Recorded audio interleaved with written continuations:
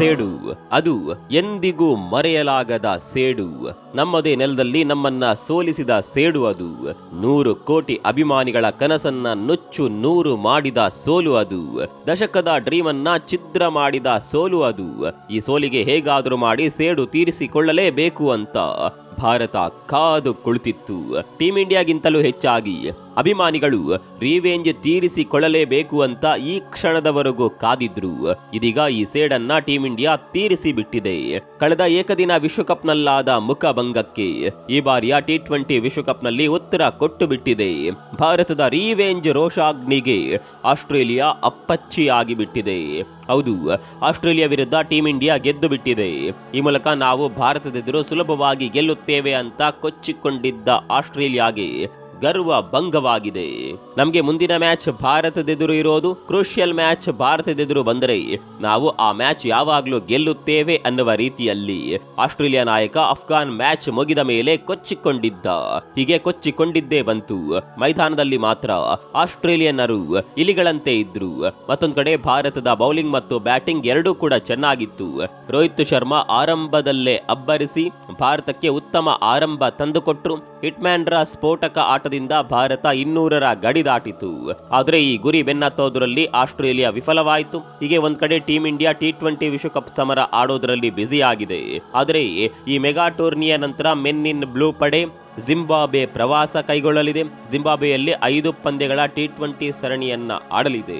ಈ ಸರಣಿಗಾಗಿ selection committee ತಂಡವನ್ನ announce ಮಾಡಿದೆ. Seniors ಗಳಿಗೆ ವಿಶ್ರಾಂತಿ ನೀಡಿ ಸಂಪೂರ್ಣ ಯುವ ಪಡೆಯನ್ನ ಆಯ್ಕೆ ಮಾಡಿದೆ.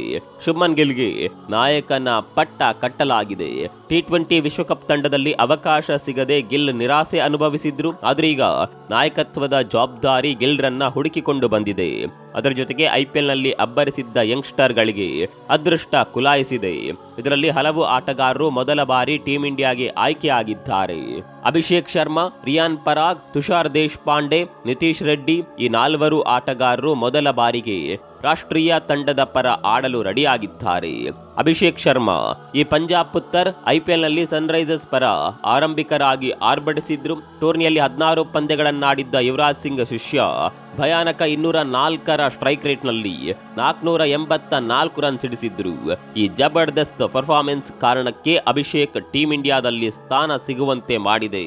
ರಿಯಾನ್ ಪರಾಗ್ ಈ ಯಂಗ್ಸ್ಟರ್ ರಾಜಸ್ಥಾನ್ ರಾಯಲ್ಸ್ ಪರ ಮಿಡಲ್ ಆರ್ಡರ್ ನಲ್ಲಿ ಧೂಳೆಬ್ಬಿಸಿದ್ರು. ಕ್ಲಾಸ್ ಅಂಡ್ ಮಾಸ್ ಆಟದ ಮೂಲಕ ತಂಡದ ಗೆಲುವುಗಳಲ್ಲಿ ಪ್ರಮುಖ ಪಾತ್ರ ವಹಿಸಿದ್ರು. ಆ ಮೂಲಕ ತಮ್ಮ ಸಾಮರ್ಥ್ಯವನ್ನ ಪ್ರೂವ್ ಮಾಡಿದ್ರು. ಟೂರ್ನಿಯಲ್ಲಿ ಆಡಿದ 16 ಪಂದ್ಯಗಳಿಂದ 149ರ ಸ್ಟ್ರೈಕ್ ರೇಟ್ ನಲ್ಲಿ 573 ರನ್ ಕಲೆ ಹಾಕಿದ್ರು. IPL ಸೀಸನ್ 17ರಲ್ಲಿ ಮಿಂಚಿದ್ದ ಪ್ಲೇಯರ್ಸ್ ಗಳಲ್ಲಿ ನಿತೀಶ್ ರೆಡ್ಡಿ ಕೂಡ ಒಬ್ಬರು.